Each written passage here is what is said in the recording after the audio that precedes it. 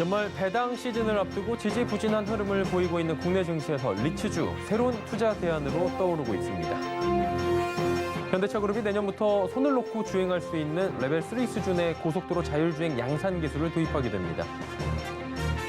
정부가 베트남에서 요소 5천 톤을 추가로 확보하는 등 2달 반가량 쓸 수 있는 차량용 요소수를 확보했다고 밝혔습니다. 최근 가정에서 생산된 친환경 에너지를 거래하는 소규모 전력 중개 사업이 눈길을 끌고 있다고 합니다. 이슈 플러스에서 자세히 알아보도록 하겠습니다. 센 경제 라이브 시작합니다.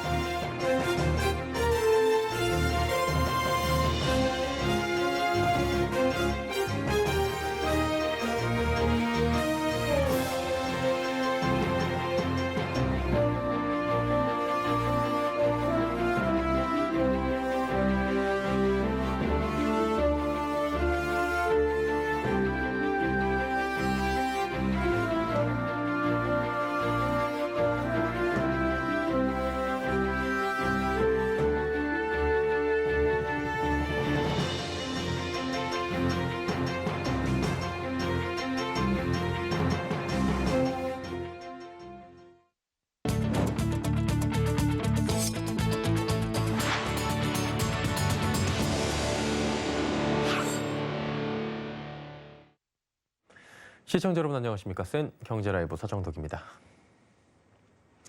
찬바람이 불면 배당주에 투자하라라는 증시 격언이 있죠. 연말 배당 시즌을 앞두고 배당주를 눈여겨보라는 얘기인데요. 최근에 답답한 박스권 장세 속에 리츠주가 고배당주 투자처로 각광받고 있다고 합니다. 김혜영 기자입니다. 리츠주가 고배당 투자처로 부상하고 있습니다. 평균 배당률이 5에서 7%에 달하기 때문입니다. 연말 찬바람과 함께 배당의 계절이 찾아온 겁니다. 특히 최근 코스피가 3,000선 내외에서 등락을 거듭하며 수익을 내기가 어려워지자 투자처로 각광받고 있습니다. 리츠는 오피스텔이나 리테일, 물류센터, 호텔 등 부동산에 투자하는 특수 목적 법인을 뜻합니다. 투자자들로부터 돈을 모아 수익성 부동산을 매입하고 운영해 임대 수익을 배당하는 방식입니다. 안정적인 배당 수익과 시세 차익도 챙길 수 있습니다. 주요 상장 리츠는 대다수 1년에 2번씩 배당을 진행하고 리츠는 배당 가능 이익의 90%를 의무적으로 배당해야 합니다. 또한 물가 상승 시 임대료 등이 함께 올라 인플레이션 해지도 장점입니다. 현재 국내 상장된 리츠는 15개사로 4년 사이 시총이 50배 넘게 뛰었습니다. 신규 상장 리츠도 줄줄이 대기하고 있습니다. 지난 9월 SK리츠는 19조 원의 뭉칫돈이 몰렸고 오는 18일 코스피 입성을 앞둔 NH 올인원 리츠도 10조가 넘는 증거금을 끌어모았습니다. 연평균 6.25%의 배당률을 내세운 신한서부 T&D 리츠와 6%의 미래에셋 글로벌 리츠도 연내 상장을 예고했습니다. 다만 전문가들은 해당 리츠가 어떤 기초자산을 통해 어느 정도의 수익률이 발생하는지와 성장성 등을 꼼꼼히 따져봐야 한다고 조언하고 있습니다. 서울경제TV 김혜영입니다. 오늘 코스닥 시장에선 디어유와 비트나인이 신규 상장했는데 주가는 희비가 엇갈렸습니다. SM의 회사 디어유는 디어유 버블을 운영하는 기업으로 공모가의 2배를 형성해 상장한 직후 시초가 대비 30%가 오르며 따상의 장중 성공했습니다. 상승분을 소폭 반납하며 66,500원에 장을 마쳤습니다. 반면 그래프 데이터베이스 전문기업 비트나인은 상장 직후 유통 가능 주식 비율이 높아 차익 실현 매물이 쏟아지며 25.25% 하락한 11,400원에 거래를 마감했습니다. 증권업계에선 디어유의 상승에 대해 아티스트들의 지적재산권 독점과 메타버스, 또 NFT 사업 계획 등이 맞물려 첫날 좋은 흐름을 보인 것이라고 분석했습니다. 11월 모건 스탠리 캐피털 인터내셔널 지수, 즉 MSCI 지수 정기 변경을 앞두고 편입, 편출 종목에 대한 관심이 뜨거워지고 있습니다. 최민정 기자가 전해드립니다. 오는 12일 MSCI 지수 정기 변경이 진행됩니다. MSCI는 미국 모건 스탠리 캐피털 인터내셔널사가 작성, 발표하는 세계적인 주가 지수로 글로벌 펀드의 투자 기준으로 사용됩니다. MSCI는 10월 하순을 기준으로 10거래일 중 무작위로 고른 하루 전체 시가총액과 유동 시가총액을 평가해 지수 편입 종목을 선정합니다. 금융업계에 따르면 국내 지수 편입이 가장 유력한 종목은 2가지 기준을 충족한 2차 전지주 LNF와 패션 관련주 FNF입니다. 이 외에도 크래프톤, 카카오게임즈, 일진 머티리얼즈 등도 이번에 MSCI 지수 편입을 기대하고 있습니다. MSCI 지수에 편입되면 대규모 펀드 자금이 들어오게 돼 특정 주식의 상승률이 시장 평균보다 더 커지는 효과가 나타날 전망입니다. 최근에 외국인 투자자들의 자금 유입 속도가 좀 줄어들고 있고 유출이 심화되고 있다 보니까 이렇게 선별적으로 외국인 자금이 들어오는 일부 종목들에 대해서는 아웃퍼폼 효과를 좀 기대해 볼 수 있을 것 같습니다. 반면 이번에 휠라홀딩스, 신세계, 대우조선해양 등은 MSCI 지수에서 빠질 가능성이 있습니다. MSCI 지수에 새로 편입되는 종목과 빠지는 종목들은 오는 12일 발표될 예정이며 실제 지수 교체는 오는 30일 장 마감 이후 진행될 예정입니다. 서울경제TV 최민정입니다. 현대차그룹이 내년부터 손을 놓고 주행할 수 있는 레벨 3 수준의 고속도로 자율주행 양산 기술을 도입합니다. 현대차그룹 연구개발본부 임원들은 오늘 온라인으로 개최한 HMG 개발자 컨퍼런스에서 이 같은 내용의 부문별 미래기술 개발 상황과 전망을 공개했습니다. 현대차그룹은 이날 행사에서 현재 레벨 2 수준의 자율주행 기술을 차량에 적용했으며 내년에 레벨 3 양산을 완료하고 무인으로 운전되는 로봇택시를 상용화하겠다는 목표를 제시했습니다. 장웅준 현대자동차그룹 연구개발본부 자율주행사업부 상무는 현재 넥소 기반으로 로봇택시를 복잡한 도심 환경에서 운영할 수 있도록 개발 중이라며 최근 출시한 아이오닉5 기반으로 옮겨 2022년엔 서울에서 시범 서비스도 진행할 계획이라 밝혔습니다. 한편 현대차그룹은 소재와 기계, 전기전자, 반도체 등 다양한 분야에서 협업을 확대해 연료전지 시스템의 기술력과 수소 사업에서의 리더십을 지속적으로 강화해 나간다는 방침입니다. 정부가 지금까지 확보한 차량용 요소수를 모두 합치면 2달 반가량 쓸 수 있는 물량이라고 밝혔습니다. 정부는 오늘 2억 원 기획재정부 제1차관 주제로 요소수 수급 관련 범부처 합동 대응 회의를 열고 국내에서 약 2달 반 동안 사용할 수 있는 차량용 요소수를 확보했다 밝혔습니다. 이는 앞서 확보한 호주 수입 물량과 중국 또 베트남에서 수입 예정인 물량, 현장 점검을 통해 파악한 국내 보유 물량, 군부대 예비분 등을 모두 합친 규모입니다. 정부는 아직까지 파악하지 못한 국내 보유량을 고려하면 앞으로 3개월까지도 물량 문제는 없을 것으로 전망한다고 밝혔습니다.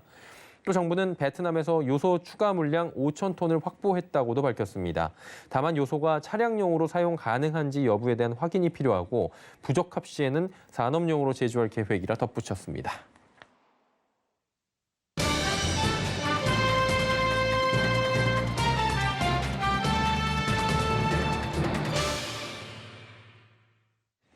길을 지나다 보면 주택 지붕이나 또 아파트 발코니 쪽에 미니 태양광 발전기가 설치된 모습들을 심심찮게 요즘에 볼 수가 있습니다.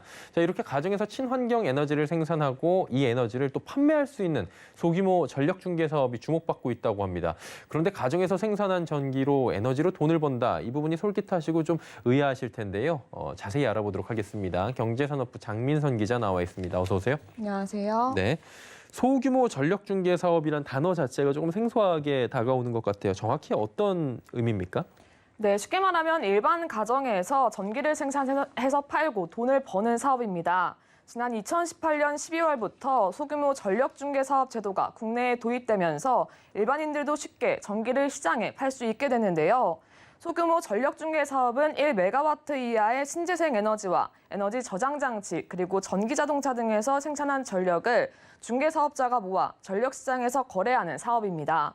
지금까지 신재생 에너지 발전 사업자 대부분은 전력 시장에 참여하는 것이 복잡하고 어려워서 한국전력과 거래를 하고 있었는데요. 이 제도를 통해 전력 시장에서의 거래가 가능해졌습니다. 말 그대로 소규모로 만든 것들을 이제 예전에는 복잡해서 한전에만 팔고 있었는데 이제 거래들이 좀 다양화가 된다라고 말씀을 해주시는 것 같아요. 그런데 이제 참여 조건이 좀 있을 것 같아요. 일반인들이 참여하려면 구체적으로 어떻게 해야 됩니까? 네, 개인은 1메가와트 이하의 신재생 에너지 설비와 ESS라고 불리는 에너지 저장 장치, 전기 자동차 등을 보유해야 합니다. 중개사업자의 경우에는 국가기술자격법에 따른 기사 2명 이상, 특히 이 중에 한 명은 반드시 전기 분야 기사 1명이 포함돼 있어야 합니다. 전력 중개 사업은 허가제가 아닌 등록제로 운영이 되는데요. 전기 분야 기술 인력이 있으면 중소기업이나 시민단체도 쉽게 참여할 수 있습니다. 어쨌든 뭐 수요 공급이 있는 시장이다 보니까 전력을 생산하는 개인들이 특히 살펴야 할 점들이 또 생길 것 같은데요. 주의점은 어떤 것들이 있습니까? 네, 그렇습니다. 구매자와 판매자 그리고 시장이 형성되다 보니 얼마만큼의 전기를 공급할 수 있느냐를 가늠하는 발전량 예측이 가장 중요합니다. 예측의 정확성을 기반으로 중개사업자에게 보상을 해주는 예측 재고 정상금 제도를 운영하고 있는데요. 예측 재고 정상금은 예측의 정확성에 대한 인센티브로 오차율이 8% 이하면 킬로와트아워당 3원, 오차율이 8% 이하면 킬로와트아워당 4원을 지급합니다. 반면에 3개월간 평균 오차율이 10% 이상이면 중개시장 참여가 제한되는 페널티도 부여받게 됩니다.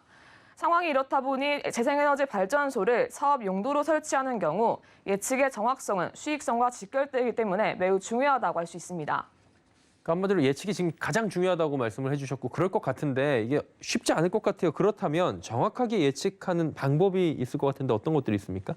네, 최근에는 다양한 AI 기반의 예측 방법론을 조합해 예측 모델을 구성하고 과거 발전량 데이터와 기상 데이터를 입력 데이터로 활용해 미래 발전량을 예측하는 방법을 주로 사용합니다. 태양광은 일사량, 풍력은 풍속에 따라 발전량이 절대적으로 받기 때문에 기상청으로부터 제공되는 이러한 데이터를 예측 모델에 적용하고 과거 데이터에 기반한 지역별, 발전소별 특성을 감안해 하루 전에 발전량을 예측하게 됩니다. 발전량의 예측 대상은 개별 발전기가 아니라 중개시장에 참여하는 20메가와트 이상의 집합된 자원을 대상으로 이루어지므로 발전량 예측 오차가 다른 발전기를 조합할 경우 예측 오차를 상쇄할 수 있는 측면이 있습니다. 정리해보면 기상예보 데이터를 머신러닝 알고리즘과 조합해 그러니까 축적된 데이터 등을 학습해서 패턴을 읽어내는 기술로 미래 발전량을 예측한다고 말씀드릴 수 있습니다. 과거엔 좀 어려웠을 것 같은데 워낙에 기술력이 좋아지다 보니까 이제 어느 정도 판매자가 정산받을 수 있는 규모에 대해서도 이제 나올 것 같은데 제일 중요한 건 정산금 아니겠습니까? 소규모 전기 생산해서 내다 팔면 정말로 이게 돈이 될까 궁금해하시는 분들이 많을 것 같은데 돈이 됩니까? 네, 우선 기본적으로 판매 대금이 발생하고요. 여기에 아까 말씀드린 대로 예측 정산금이 추가로 발생합니다. 일정 수준 이상의 이용률과 예측 오차율이 기준 미친 지급 조건을 충족하면 기준 발전량과 정상대금 단가를 곱한 금액을 받게 됩니다. 가정마다 설치 비용과 생산량이 다르기 때문에 정확히 얼마를 벌 수 있다 이렇게 말씀드리기는 어렵지만 단순하게 따져보면요. 집 옥상 베란다에 3kW의 태양 전지판을 설치하는데 정부 보조금 등을 받으면 200만 원 정도 들거든요. 한 가구에서 월 10만 원 정도의 전기요금이 나올 경우 이 설치비로 보통 한 달에 7만 원 정도의 혜택을 볼 수 있게 된다는 게 업계 설명입니다. 전기를 덜 쓸 경우에는 이 전기를 시장에도 팔 수 있게 됩니다. 그러니까 한마디로 내가 쓰는 금액을 감면받을 수 있는 부분인 거고 그거를 초과하게 되면 내다 팔 수 있다 이렇게 이해가 되는 건데 자 이제 관심을 갖는 분들이 분명히 생길 것 같아요. 그렇다면 시장이 앞으로 어떻게 흘러갈 것으로 예측됩니까? 네, 아리백 트렌드와 맞물려서 재생에너지 수요가 급증함에 따라서 전력 중개 시장도 성장할 것으로 예상되는데요. 특히 우리나라는 국토 면적이 넓지 않기 때문에 분상현 전원 중심의 재생에너지 개발이 더욱 활성화돼야 한다는 목소리가 커지고 있습니다. 이에 따라 소규모 전력 중개 시장은 지속적으로 성장할 것으로 기대됩니다. 전력 시장에서 가격 입찰이 허용되기 전까지는 예측 정확성에 대해 인센티브를 주는 제도 역시 지속될 것으로 전망됩니다. 예, 재생에너지에 대한 관심이 지금 굉장히 큽니다. 이에 따라서 소규모 전력 중개 시장도 더욱 활성화되지 않을까라는 의견들도 굉장히 많은 상황이네요. 자, 소규모 전력 중개 사업에 관련된 이야기 나눠봤습니다. 경제산업부의 장민선 기자였습니다. 수고하셨습니다. 감사합니다.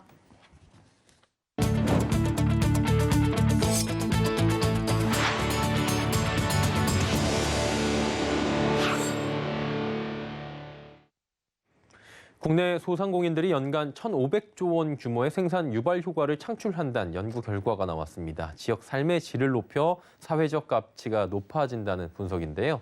이런 이유 때문에 소상공인에 대한 공정한 평가, 합리적 대우가 이뤄져야 한다는 지적입니다. 정세미 기자입니다. 소상공인 시장진흥공단이 지난 9일 서울 여의도 중소기업 중앙회에서 정책 토론회를 열고 우리 소상공인 육성을 위한 정책 과제를 모색했습니다. 토론회 주제는 위기 극복과 혁신 선도에 강한 소상공인 육성을 위한 정부의 소상공인 전통시장 정책 과제. 코로나19 상황 속에서 620만 소상공인은 직접적인 경영 활동 이외에 우리의 그 일상이 원활할 수 있도록 이제 지탱을 해주고 있고 경제와 사회의 기틀을 구성을 하고 있습니다. 이날 토론회에선 소상공인이 약자로 인식돼 경제정책이 아닌 복지정책으로 논의되는 경향에서 벗어나 새로운 인식하에 소상공인 정책이 추진돼야 한다는 지적이 나왔습니다. 실제 소상공인의 생산 유발 효과는 2019년 기준 1,546조 원, 경제 전체의 최대 35%를 차지합니다. 고용 유발 효과도 734만 명 이상으로 전체의 40에서 47%로 나타났습니다. 또한 소상공인 수가 많고 업종이 다양할수록 아파트 1제곱미터당 평균 월세액이 증가하는 등 지역경제 활성화에도 유의미한 역할을 하고 있다는 점을 지적했습니다. 이외에도 소상공인 디지털 생태계 조성과 디지털 교육기관 설립, 지역 기반 마이크로 풀필먼트, 재기 지원 정책 고도화 등 8가지 정책도 제안됐습니다.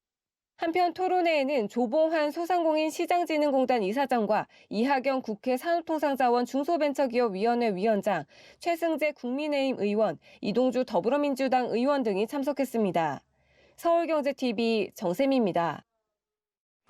SKT가 통신과 정보통신기술 신사업 모두 좋은 성적을 거두며 3분기에도 성장세를 이어갔습니다. SKT는 3분기 연결 재무제표 기준 매출 4조 9,675억 원, 영업이익 4천억 원, 순이익 7,365억 원을 각각 달성했다고 밝혔습니다. 지난해와 비교해 매출과 영업이익이 각각 5%, 11.7%씩 늘어난 것으로 이동통신과 뉴 ICT 등 전 사업 영역에서 고른 성장세를 보였습니다. 이동통신 사업 매출은 지난해 대비 2.9% 늘어난 3조 274억 원을, 뉴 ICT는 미디어 사업과 융합 보안 사업 중심으로 성장세가 이어지며 6.9% 증가한 1조 6,309억 원의 매출을 기록했습니다. 한편 SKT는 지난 1일 새로운 도약을 위한 인적 분할을 마치고 AI 디지털 인프라 서비스 회사인 SK텔레콤과 반도체 ICT 투자 전문 회사 SK스퀘어로 새롭게 출범했습니다. 내년 초 차기 하나금융지주 회장이 결정될 것으로 보입니다. 2012년부터 하나금융을 이끌어온 김정태 회장, 내년 임기 종료 후에는 더 이상 연임할 의사가 없다는 뜻을 밝혔기 때문인데요. 10년 만에 새 수장을 맞이하게 되는 만큼 차기 구도에 관심이 쏠리고 있다고 합니다. 윤다혜 기자입니다. 김정태 하나금융 회장이 내년 3월 25일 네 번째 임기 종료를 앞뒀습니다. 하나금융 정관상 추가 연임이 불가능한 만큼 내년 초에는 10년 만에 새로운 하나금융 회장이 결정될 것으로 보입니다. 김 회장은 1952년생으로 지배구조 내부 규범에 따라 회장의 나이는 만 70세를 넘길 수 없기 때문입니다. 2012년부터 하나금융을 이끌어온 김 회장은 현재 5대 금융지주 회장 가운데서도 맏형입니다. 그룹 내부는 물론 금융권에서도 존재감이 큰 만큼 정관을 수정해 또 한 번 연임할 것이란 설이 나돌았지만 김 회장은 내년에 물러날 의사를 분명히 하고 있습니다. 김 회장은 최근 금융감독원장과 금융지주 회장단 간담회에서 연임할 계획이 있느냐는 기자들의 질문에 없다며 손사래를 쳤습니다. 차기 회장 후보로는 함영주 부회장과 지성규 부회장, 박성호 하나은행장 등이 거론됩니다. 김 회장의 뒤를 이을 가장 유력한 후보로는 한 부회장이 꼽히고 있습니다. 한 부회장은 지난 2015년 하나은행과 외환은행 합친 통합은행의 초대 행장을 맡은 뒤 지주 부회장에 올라 줄곧 그룹 내 2인자 역할을 해왔습니다. 이변이 없는 한 한 부회장이 가장 유력하다는 시각이 지배적이지만 채용 비리와 사모펀드 판매 등 재판 이슈가 완전히 해소되지 않았다는 점이 부담입니다. 지성규 부회장은 한 부회장과 마찬가지로 하나은행장을 지냈으며 중국 유한공사 은행장 등을 지내 글로벌 전문가란 평가를 받고 있습니다. 현재 금융지주의 핵심 계열사인 은행을 이끌고 있는 박성호 행장도 후보군에 거론됩니다. 특히 박 행장은 하나금융 경영지원실장 시절 김정태 회장을 바로 옆에서 보좌해 포스트 김정태 후보로 꼽힙니다. 하나금융은 내년 1월쯤 회장 후보 추천위원회를 구성하고 차기 회장 선임 절차에 들어갑니다. 서울경제TV 윤다입니다. 정부의 강도 높은 대출 죄기로 지난달 가계대출 증가세가 한풀 꺾였습니다. 한국은행이 오늘 발표한 10월 가계대출 동향을 보면 지난달 금융권 가계대출은 한 달 전보다 6조 1천억 원 늘었습니다. 다만 금융당국의 가계대출 조이기의 영향으로 증가 속도는 더뎌졌는데요. 15조 원 넘게 증가한 7월 정점을 찍은 뒤 8월엔 8조 원대, 9월엔 7조 원대에 이어 석 달째 증가폭이 줄어들고 있는 겁니다. 전세 자금 대출을 포함한 주택담보대출 증가액은 한 달 사이 1조 4천억 원 줄어든 5조 3천억 원을, 기타 대출은 같은 기간 4천억 원 감소한 8천억 원으로 각각 집계됐습니다. 오늘 춥다는 느낌 많이 들으셨을 겁니다. 초겨울 추위가 찾아온 건데요. 오늘 일부 지역에선 눈도 내렸습니다. 갑작스럽게 체감 온도가 영하권으로 뚝 떨어진 가운데 백화점들은 줄줄이 월동 준비에 나서고 있는 모습이라고 합니다. 김수빈 기자입니다. 오늘 서울 지역은 지난해보다 30일 빠른 첫눈이 내렸습니다. 일찍 추위가 찾아오면서 백화점 업계는 서둘러 겨울 의류 판매에 나서고 있습니다. 현대백화점은 오는 12일부터 압구정 본점 등 전국 16개 모든 점포에서 해외 패션 브랜드의 가을 겨울 시즌 오프 행사를 진행합니다. 총 180개의 해외 패션 브랜드 가운데 2021년 가을 겨울 상품을 정상가 대비 최대 50%까지 할인 판매하는 겁니다. 올겨울이 예년보다 추울 것으로 예상되고 있어 지난해보다 패딩 코트 등 외투 물량을 20%가량 늘렸다는 설명입니다. 전체적인 브랜드 행사보다도 특정 브랜드와 협업해 이례적 한파에 대비하는 모습도 나타나고 있습니다. 롯데백화점은 오는 13일부터 본점을 포함한 10개 점포에서 노스페이스 화이트라벨과 손잡고 노벨티 눕시 한정판 패딩을 단독 판매합니다. 특히 17년 만에 발령된 한파 특보로 인해 아우터 중심의 패션 상품군 판매가 증가하고 있는 가운데 아웃도어 브랜드의 단독 상품을 출시하고 쇼패딩과 플리스가 판매되는 팝업 스토어까지 운영하고 있습니다. 네, 예년보다 추위가 조금 빨리 찾아와 저희가 보온성과 트렌드까지 생각한 쇼패딩, 플리스 자켓 등 다양한 아웃도어 상품을 준비했습니다. 신세계백화점도 프리미엄 아우터 브랜드의 팝업 매장을 여는 등 백화점 업계는 기온이 뚝 떨어지는 날씨에 맞춰 겨울 의류 상품 준비에 분주한 모습입니다. 서울경제TV 김수빈입니다. 한국토지주택공사가 도심진의 주택 공급 확대를 위한 사업에 속도를 내고 있습니다. LH는 도심 공공주택 복합사업 예정지구 신규 지정을 위해 신길 2, 쌍문역, 부천 원미 등 3곳에 대해 주민설명회를 개최한다고 밝혔습니다. 지난달 증산 4구역, 연신내역 등 4곳을 도심 복합사업 예정지로 지정한 데 이어 추가 예정지 확보에 나선 겁니다. LH 관계자는 앞으로 전국 5대 광역시권에서 추가 후보지를 발굴하는 등 사업 지역을 확대해 나갈 방침이라고 전했습니다. 아파트 거래가 주택 매매 규제와 가격 급등 피로감 등으로 위축된 가운데 3억 원 이하의 이른바 서민 아파트의 매수세가 쏠리고 있다고 합니다. 국토교통부 실거래가 공개 시스템 통계에 따르면 이달 들어 9일까지 등록된 전국 아파트 매매 계약 건수는 1,500건으로 이 가운데 3억 원 이하 매매는 1,250건으로 나타납니다. 전체의 83%에 달하는 수준으로 전문가들은 이달이 아직 3분의 1밖에 지나지 않았고 거래 등록 신고 기한이 30일인 것을 고려하면 매매 건수는 늘겠지만 추세가 바뀌진 않을 것으로 전망합니다.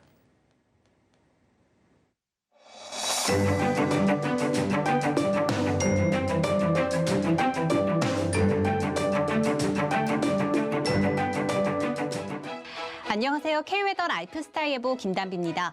현재 레이더 영상 보시면 전국이 대체로 흐린 가운데 충남과 전라도, 제주도는 비가 내리고 있는데요.